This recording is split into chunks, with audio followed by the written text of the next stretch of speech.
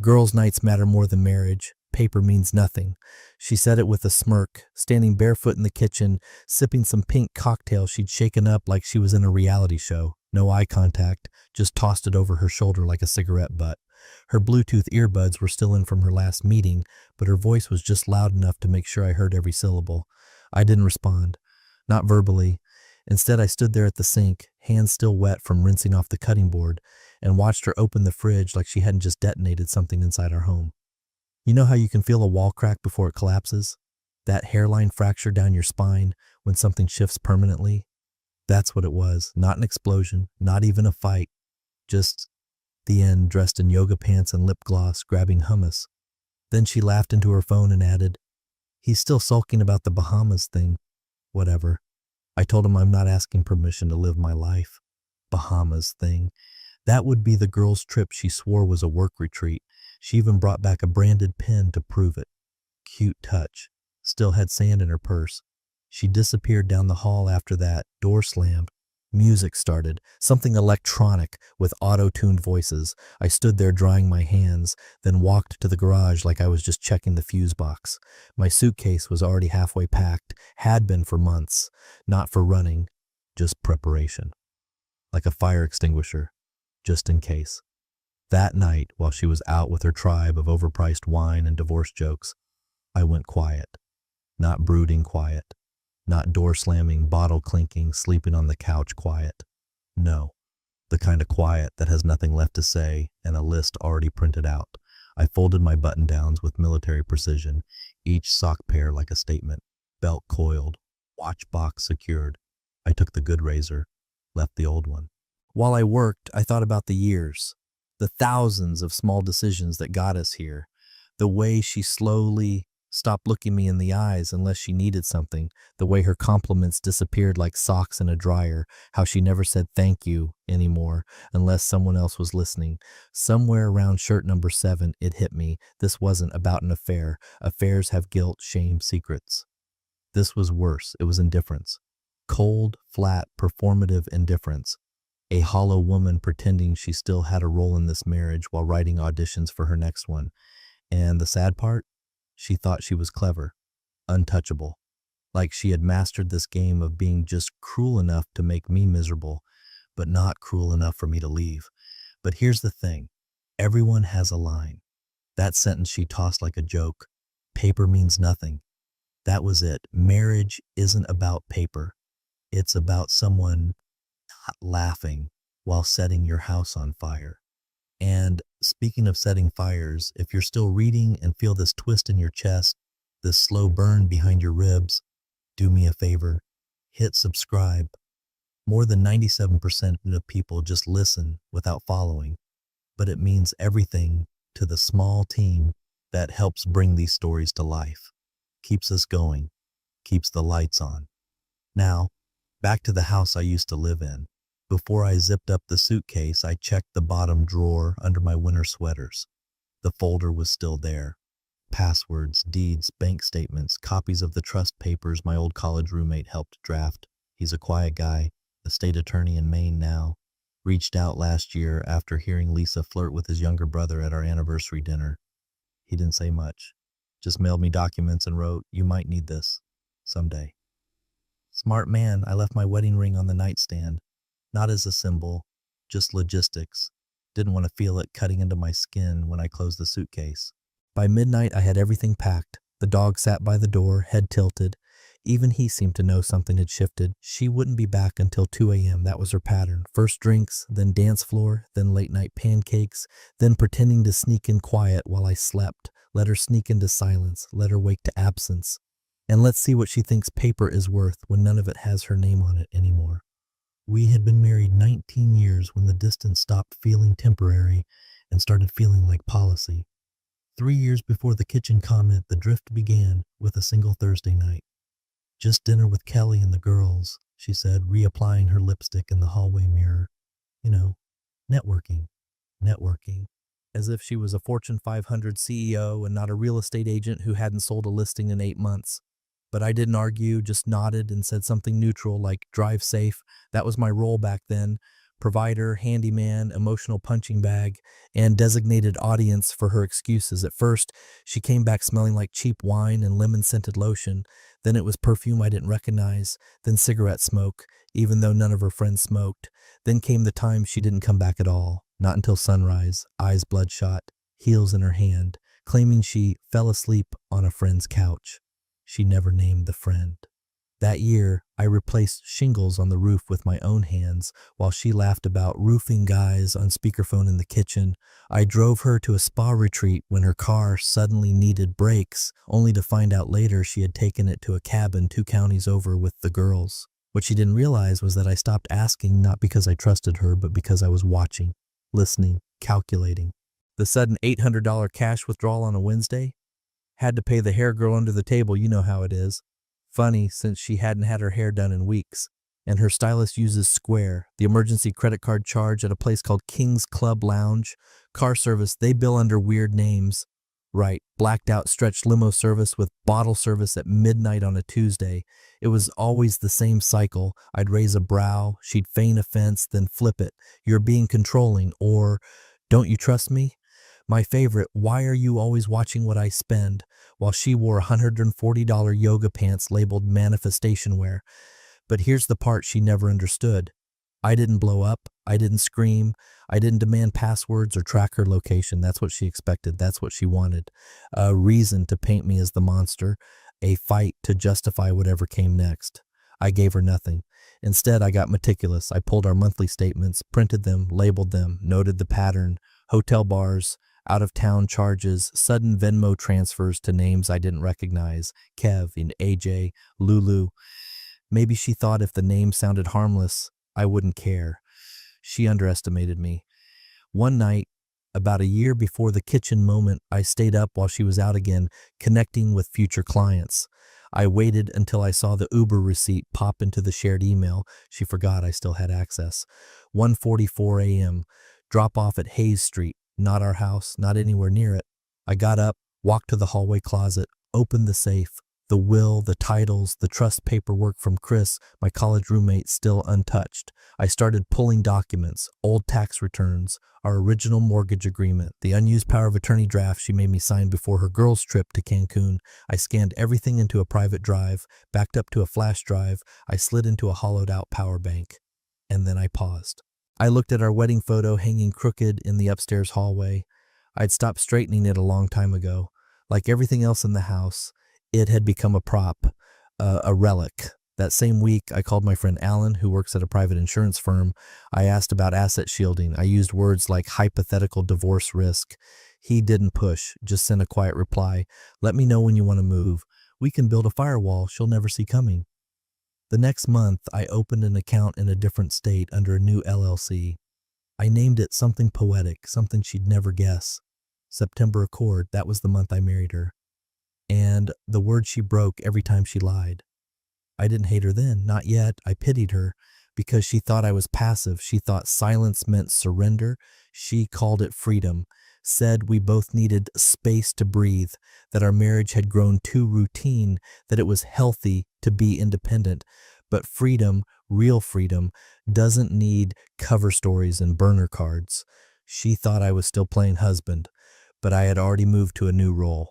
Archivist, witness, strategist. And every lie she thought I missed, I labeled, I time-stamped, I prepared. Because what she called a girl's night, I started calling Exhibit A. Lisa woke up to the vibration of her phone and a taste in her mouth like cotton and regret. She blinked, confused for a second by the high ceiling, the soft sheets, the silent room. Not home. Hotel. Right, girls' night. Except it wasn't girls' night. 2 of them bailed last minute. One didn't answer her texts. Only Megan showed up. And she vanished by midnight, claiming her kid had a fever. Lisa stayed. Alone. At the rooftop bar, then the dance floor. Then, somewhere around 2 a.m., she convinced a younger man to flirt with her just long enough to validate the dress she wore. Nothing happened technically.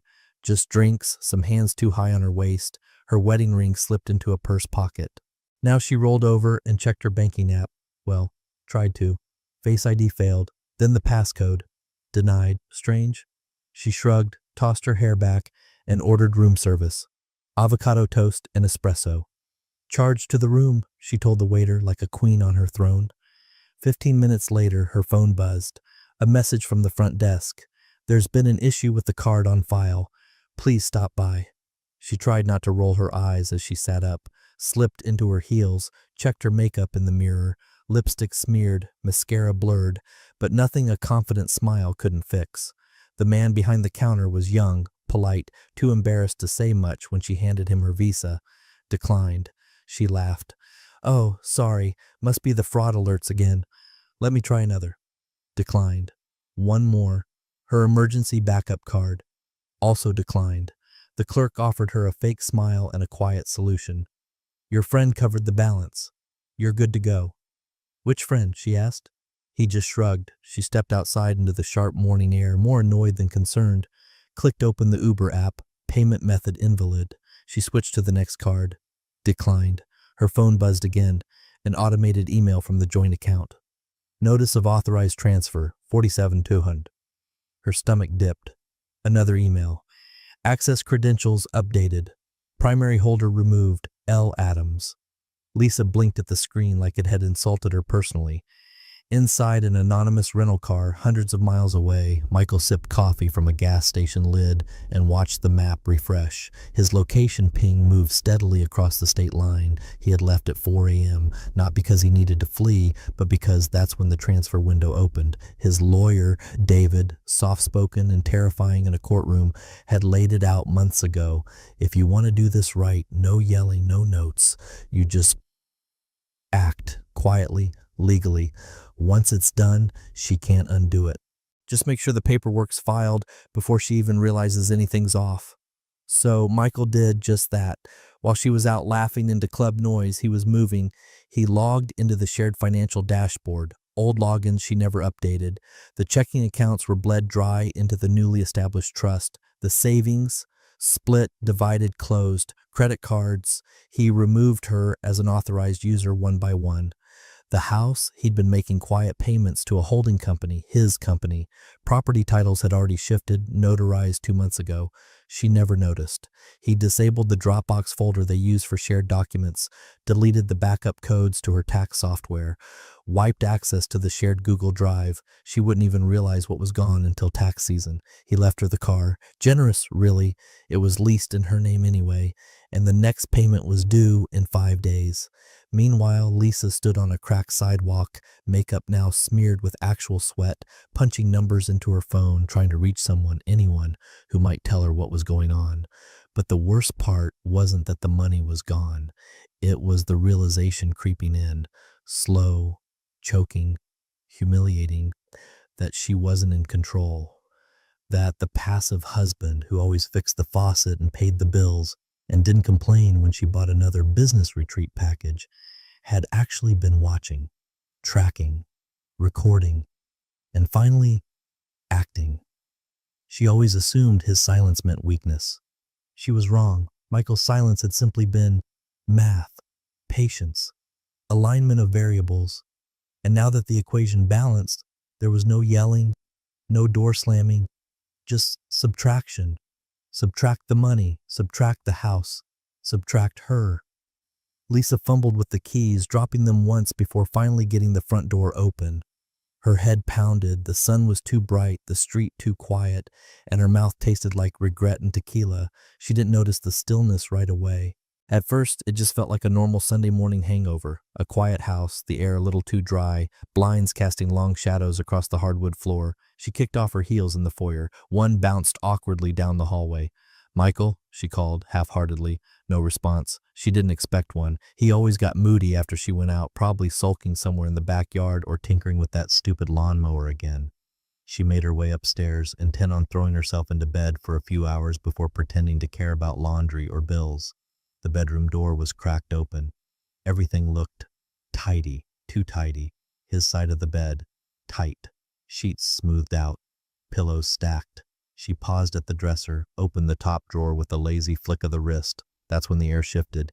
Inside was a single sheet of thick white paper, folded neatly, centered, no envelope, no mess, just precision. She picked it up slowly, opened it. The handwriting was unmistakably his. All caps. Measured, cold. By the time you read this, I'm gone. Ask your friends to cover your bills now. No signature. For a second, Lisa didn't move. Her brain stuttered, stalled, tried to catch up. Gone? As in gone? Out for coffee? On a walk? Or something else? She checked her phone. No texts. She scrolled. Still nothing. Finally, she tapped his contact. The call didn't even ring. This number is no longer in service. Her stomach flipped. She tried again. Same result. She opened their shared photo album where they used to drop pictures of vacations and family dinners. Access denied. She dropped the phone on the bed and bolted downstairs. Her breath was sharp, uneven. The garage. He was probably just in the garage. She flung the door open. It was empty. No tools. No bikes. No pegboard clutter. Just square outlines on the wall where things used to hang and a coiled extension cord on the floor like a forgotten tale. The truck was gone too. Lisa turned in a slow circle, her hand gripping the door frame like it might hold her up. She walked to the laundry room. The hamper, empty. His jackets were missing from the coat rack. Even the extra toothbrush in the downstairs bathroom was gone. She rushed back upstairs, started yanking open drawers. His underwear? Gone. Shaving kit? Gone. Laptop? Gone. Then she opened the walk-in closet. The hangers were swinging. Half of the closet, his half, was barren. Only a single empty suit bag remained, left on the floor like an afterthought.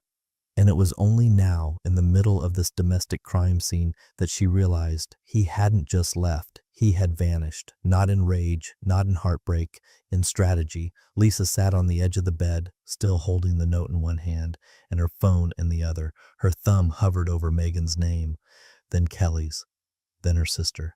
She texted, "Have you seen Michael?" Nothing. She sent another. "Something weird is happening." Still nothing. Then she wrote, "He's trying to control me again. Cut me off financially. This is abuse." Sent. The read receipt appeared instantly, but no reply. She leaned back against the headboard, nausea rising. This wasn't how it was supposed to go. He was supposed to yell, to accuse, to beg, to throw plates or storm out and come crawling back 2 days later. That's what she'd seen in her friends' divorces. Screaming, court threats, messy tears. Not this. This was cold. This was absolute.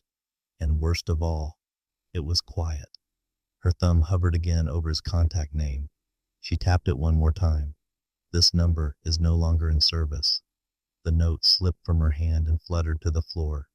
Lisa stared at the ceiling fan spinning slowly overhead.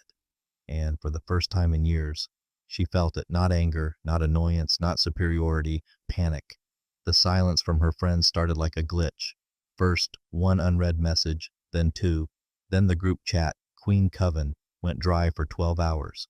No memes, no wine o'clock gifs.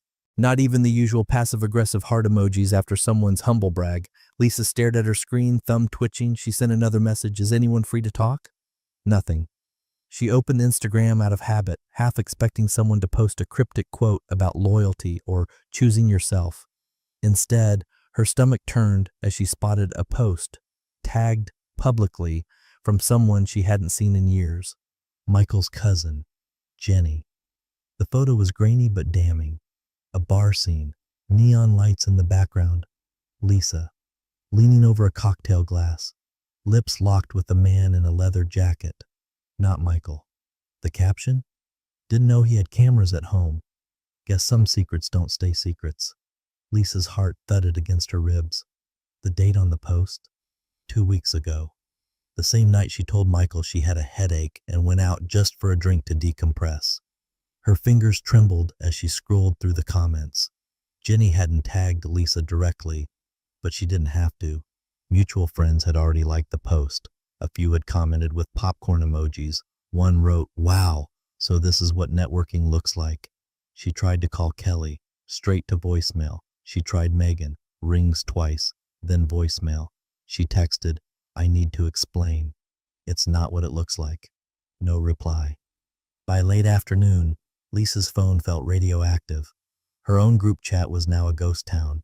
The same women who cheered her on for living her truth were suddenly allergic to her presence. The digital applause had stopped mid-clap. She called Rachel, her ride or die from yoga class. Rachel picked up but didn't say hello. Hey, it's me, Lisa said quickly, trying to sound light. So, I saw that post from Jenny. It's being taken out of context. A pause. Lisa, Rachel said slowly, you were kissing him. On camera. And that's not even the problem. Lisa blinked. Then what is? The problem is, you dragged us all into your mess. Rachel snapped. You had us covering for you. Lying to Michael. Saying you were with us when you weren't, you made us complicit. Complicit? Lisa laughed, but it cracked. Come on, Rach. It's not like any of us are saints. Remember your Palm Springs trip? I didn't get caught, Rachel said coldly, and I didn't blow up a man's life who paid for my lifestyle. Click. Call ended. Lisa dropped the phone like it stung. For a moment, she just sat there, her reflection staring back at her from the black TV screen across the room. This couldn't be real. This was supposed to be a hiccup, a minor rebellion, a few wild nights to prove to herself she still had options, and maybe, if she was honest, to punish Michael for not being more passionate, not chasing her, not fighting, just existing, paying the mortgage, fixing things, staying loyal. But now her name was being whispered in group chats she wasn't part of. She opened Facebook. She'd been untagged from 2 posts. One event invite had vanished. Her own sister hadn't liked her last update. And then came the worst part. A notification. You were removed from Queen Coven. No explanation. Just gone. Lisa's hands shook as she texted Megan directly. What's happening? Why is everyone turning on me? Seen. No reply. She stood, walked to the kitchen for water, trying to breathe. Her throat was dry. Everything tasted like metal. This wasn't guilt. Lisa didn't do guilt. This was exile. Social death, the slow-motion collapse of every circle she thought she had built to protect herself. Because Michael hadn't screamed, he hadn't threatened, he hadn't humiliated her in public. No, he'd simply stepped aside and let gravity do its job, let the truth leak, let the image rot, let the whispers grow like mold behind her walls. And the women she thought were her allies, they didn't rally, they didn't defend, they vanished, not because she cheated, but because she got caught. By Monday morning, Lisa had convinced herself she was still in control. She wasn't a victim. She was just caught off guard. Embarrassed, maybe, but not finished. She told herself, Michael's just being dramatic. A power play. He wants me to come crawling. Fine, she'd play the game. For now, she pulled on her most intimidating outfit, tailored blazer, oversized sunglasses, hair pulled tight enough to lift her eyebrows, and walked into the downtown branch of their bank like she still belonged to a world that hadn't been collapsing beneath her feet for 72 hours straight. Hi, she said crisply to the teller. I need to check some transfers on my joint accounts, checking, savings, and brokerage. The young man behind the counter nodded politely, typed in her name, then hesitated. Can I see your ID, ma'am? She smiled, falsely, and handed it over with the same practiced grace she used to reserve for getting out of parking tickets. He clicked again, then paused longer. His fingers hovered over the keyboard. Is there a problem? She asked, lips tight. He cleared his throat. I'm going to bring someone over to assist. Within moments, a small balding man in a navy suit appeared beside the counter. Hi, I'm Daniel, the branch manager. Can I speak with you in my office? Lisa followed, heels clicking, heartbeat steady. This is nothing, just a verification thing. They'll apologize once they realize who I am. She sat across from Daniel as he typed. I'm trying to access our accounts. I need to know where our funds were moved, she said, annoyed now. There's been some sort of mistake. Daniel looked up gently. Ms. Adams, I've reviewed the files. As of last week, those accounts have been moved under irrevocable trust protection. You're no longer listed as an authorized party. Lisa blinked. What? He rotated the screen toward her. The title glared in bold at the top. Adams Family Financial Trust. Sole trustee, Michael Adams. I'm his wife, she hissed. Daniel nodded slowly. Not according to these papers. Your access was removed in accordance with a pre-existing financial directive filed under durable separation. The trust is legally protected and, well, you're not listed as a beneficiary. She felt her chest tighten. This is fraud. No, ma'am, it's not. I want the paperwork reversed. You'll have to take that up with the trustee, Mr. Adams, Daniel said, his tone even. Lisa stood so quickly her chair screeched. This is insane. We've been married for 22 years. I've earned half of that. Daniel didn't argue, didn't blink. Is there anything else I can assist you with today? She stormed out of the office, her entire body buzzing like a live wire. She hit the sidewalk and immediately called Michael, straight to voicemail. Again, nothing. She pulled up his attorney's contact, David Kearns, also straight to voicemail. Then she tried Michael's sister, his mechanic, even his dentist, in a ridiculous moment of desperation. No one answered. She wasn't being ignored. She was being cut off. Financially, legally, socially, digitally. Her hands shook as she unlocked her own banking app and tried to transfer $3,000 from her credit line to checking. Transfer denied. New permissions required. She tried again. Denied. What the hell? She opened her credit card portal. The limit had been slashed. Balance due, $1,900. Minimum payment due today. When Michael had handled the bills, she never thought about payment dates. Just assumed things were always handled. She'd been free to live her life, as she called it, because he'd quietly kept the wheels turning. And now, without that quiet hum behind her, the machine seized. Freedom felt good when she had a credit buffer and someone covering the cracks. But now the air felt thinner. Her lungs had to work harder. Her mouth stayed dry. She sat in her car outside the bank, staring blankly at the steering wheel. Tried one more number, Rachel, again. Hey, Rachel picked up this time. I'm on the other line. What's up? I need a lawyer, or at least someone to talk to. He locked me out of everything. It's abuse. You know that, right? Rachel hesitated. Lisa, she said finally, I don't think you should call me anymore. Click. Lisa screamed into the empty car, then silence. Her phone screen dimmed to black. She sat motionless, finally understanding what Michael had been building. Not revenge, not punishment, just absence. No fight, no threats, just gone. And what was left behind? A woman in a borrowed car with no access to the life she thought was hers. Freedom had always been a rented thing, and now the lease was up. 2 days passed in a fog of old wine and growing dread. Lisa barely left the couch. Her phone sat face down, muted. Its only function now was to taunt her with unread messages she wasn't getting and calls that weren't coming. The world had gone quiet around her, and not the peaceful kind. The kind of silence you find after the last bridge burns and you're left blinking in the smoke, wondering if maybe you were the match all along. So when the knock came, she jumped like it was a gunshot. It was 11:42 a.m. She was still in the robe she'd worn since Sunday. Barefoot, hair matted, a half-empty glass of room-temp Pinot on the end table. She peeked through the blinds, a man in a charcoal suit holding a slim black document envelope. She opened the door a crack. Lisa Adams? He asked, neutral. She nodded. He handed it to her and left without a word. The envelope wasn't large, didn't feel heavy, but her hands trembled holding it.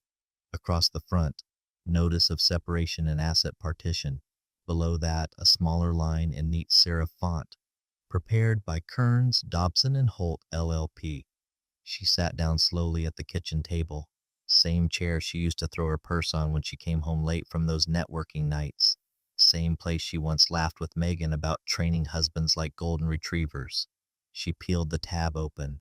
The first page hit like a cold slap, an official statement of separation, notarized, time-stamped, filed the day after she left for the hotel. The second, a breakdown of assets. Their home, already transferred. 2 vehicles.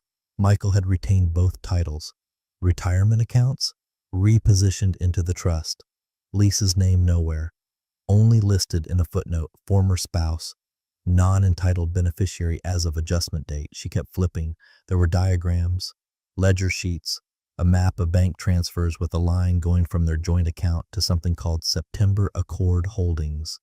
She remembered the phrase, vaguely, didn't know it had become the vault in which her marriage had been buried. Then came the affidavit, prepared by Maxwell H. Larson, licensed private investigator. She frowned. What the hell is this? Paragraph after paragraph of activity logs. March 17th, subject departed home at 8:52 p.m. March 24th, subject observed entering Club Vixen. Stayed 4.3 hours. April 2nd. Subject accompanied unidentified male into residence at 1:14 a.m. There were photos, blurry but undeniable. Her outside bars, her with that bartender she thought was nameless, her sitting in a booth with AJ, shirtless wonder from her spin class, her hand on his chest, his mouth on her neck, screenshots of messages, Venmo transfers to Lulu and Kev, even an image of her smiling beside another man on the Cancun trip she insisted was a business retreat, captioned, "Manifest your escape," with champagne flutes clinking. She dropped the envelope. The paper scattered like autumn leaves across the floor. Lisa sat frozen, mouth open, hands limp. Her name, non-entitled beneficiary, not spouse, not partner. Just a line item in a transaction she no longer had access to. The house felt colder, emptier. She could suddenly hear the refrigerator hum and the second hand on the wall clock, and beneath it all, a buzzing in her skull like the moment before you faint. She had called him passive. Said he let life happen to him. Mocked his silence, his routine, his refusal to argue. But now she understood. He wasn't passive. He was patient, measured, watching, documenting. And then, when the numbers lined up and the door creaked open just enough, he walked out and took everything with him, leaving only what she'd earned, nothing. No money, no friends, no fallback plan, just this envelope, this title she'd never expected to wear, non-entitled. She sat on the floor, eyes glazed, as the papers whispered around her feet. No screaming, no confrontation, just truth, laid out in ink. The legal envelope had scorched her nerves. The silence that followed burned through her dignity. Lisa paced the living room like a lioness trapped in a shrinking cage, barefoot, with her phone clenched tight in one hand and her fingernails digging into the skin of the other. Every step she took echoed louder than the last, mocking her with its emptiness. She called Michael's sister first, Gina. They'd never been close. Lisa always felt she was too judgmental. But right now, Lisa needed someone who shared the same bloodline as the man who had just dismantled her life, like it was a Lego set. Rings, then voicemail. She left a message through gritted teeth. "Gina, it's Lisa. I need to speak with Michael. I know you know where he is. This is cruel. He's acting like a sociopath. Please call me back." Click. Next. Derek, Michael's best friend since college. Lisa had always dismissed him as boring, but he was loyal. Always defended Michael when they argued. Straight to voicemail. She didn't leave one. Then, in a moment of half-blind impulse, she dialed David Kearns, Michael's attorney. It rang once, then, "This number does not accept calls from this contact." Her stomach dropped. He'd blocked her. The lawyer had blocked her. The next hour was an embarrassing mess of desperation. She texted people she hadn't spoken to in months. "Please tell Michael to call me. This has gone too far. I need help understanding what's going on. You know me. I'm not the villain here." No replies. She sent voice notes, then unsent them. Tried calling again, nothing. It wasn't just that no one was helping her. It was that no one was even bothering to watch anymore. Even her support circle, the women who used to like every post, who cheered her on during her faux self-love rants, who once toasted her freedom, had vanished. So she opened Facebook, still logged in on her laptop. The cursor blinked in the "What's on your mind" box like a dare. Lisa typed, then deleted, typed again. Finally, she wrote, "Men like him ruin women. Years of loyalty, years of being there. Then one day, poof, gone, with everything. This isn't justice, it's cruelty." She stared at it, debated posting, then clicked share. Almost immediately, the post got one like, just one. She refreshed. Still just one. It was from David Kearns, Michael's lawyer. Her mouth went dry. She stared at his name below the post, his cold corporate profile photo with that unreadable expression. That single like said more than 1,000 comments could have. "We saw you. We expected this. And no one's coming." She waited another 15 minutes. Refreshed. Again and again. Still one like. No comments. She edited the post, deleted the part about ruin, refreshed again, still nothing. Lisa stood up, hands shaking, pacing again. Her chest ached, not from grief, not from betrayal, but from humiliation. This was her last weapon. Attention, outrage, sympathy. The carefully curated performance of being the wronged woman. But the audience had left. Michael hadn't just walked away, he'd done something much more brutal. He had taken everyone with him. And now, with each unanswered call, each empty inbox, each echoing silence, she realized the truth. Every bridge she'd burned wasn't behind him. It was behind her. He hadn't slammed the door. He had just removed her name from the keyring. Lisa didn't want to hire a lawyer. She told herself it made her look weak, like she was admitting defeat. But after the envelope, the bank freeze, the whispers, and the humiliating silence of her own social media post echoing in the void, she realized she had no choice. She sat across from her attorney, a young woman named Callie, whose lipstick stayed perfect even as Lisa unraveled in the leather chair across from her desk. "We're not asking for alimony," Lisa said, arms crossed, voice tight. "Just some assistance with the mortgage. I'm not trying to gut him." Callie raised an eyebrow. "You mean the mortgage on the house you no longer legally own?" Lisa's jaw clenched. "He took it." "No," Callie said calmly. "You gave him every legal opportunity to do exactly what he did. You just didn't notice until it was done." Lisa waved her off. "Just send the offer. Tell him I'll stay out of his hair. I just need help. He owes me that."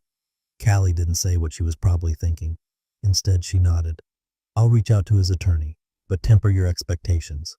The reply came less than 24 hours later. 3 lines. No pleasantries. She can keep her car and her jewelry. That's all. The house is settled. No counter. No apology. Not even a signature. Lisa slammed her hands on the table in Callie's office. "That's it? That's the response?"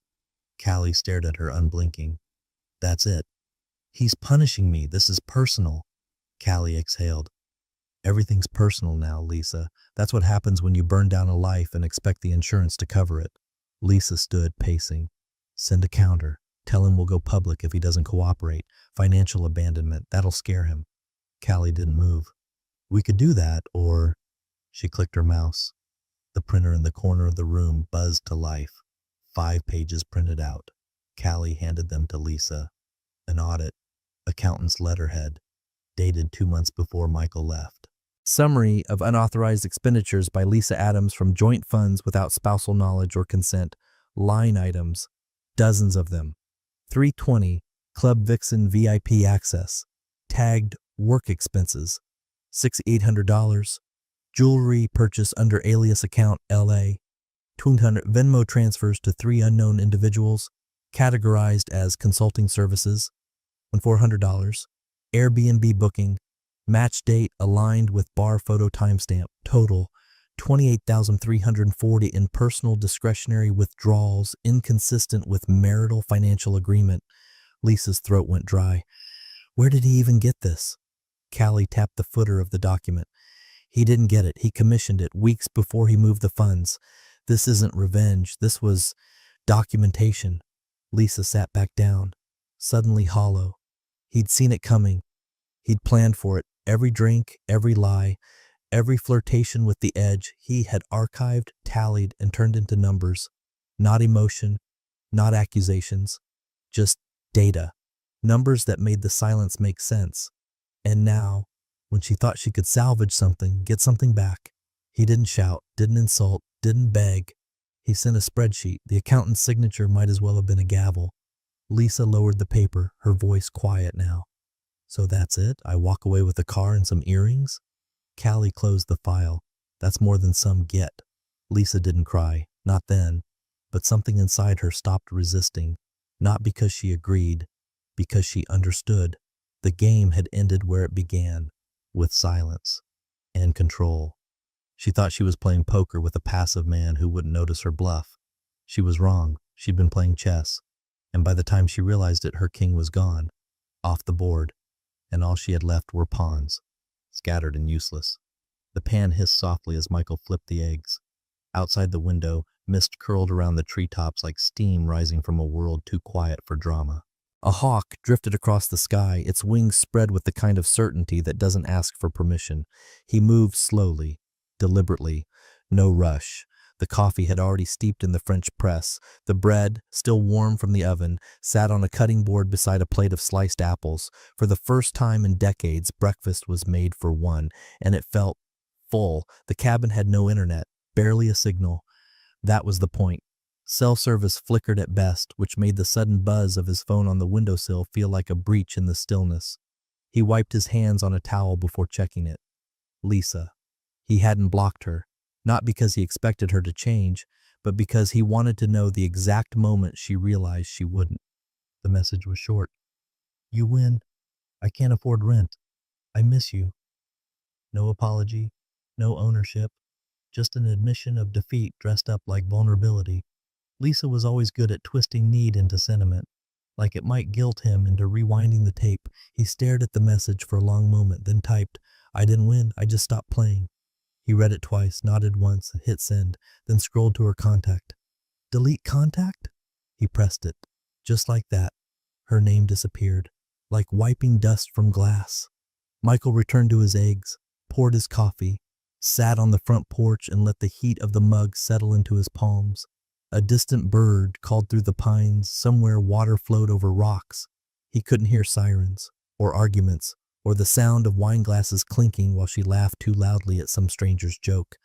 The silence was complete, not the brittle eggshell silence they'd lived in for years. This was different. This was the silence of completion, not revenge, not gloating. Just done. She thought she'd broken him, that he'd wait in limbo, wounded, orbiting the life she torched. But what she never grasped, what none of them ever did, was that a man doesn't have to explode to end something. Sometimes he just walks away so thoroughly that you're left arguing with your own echo, and by the time you realize it, he's already gone.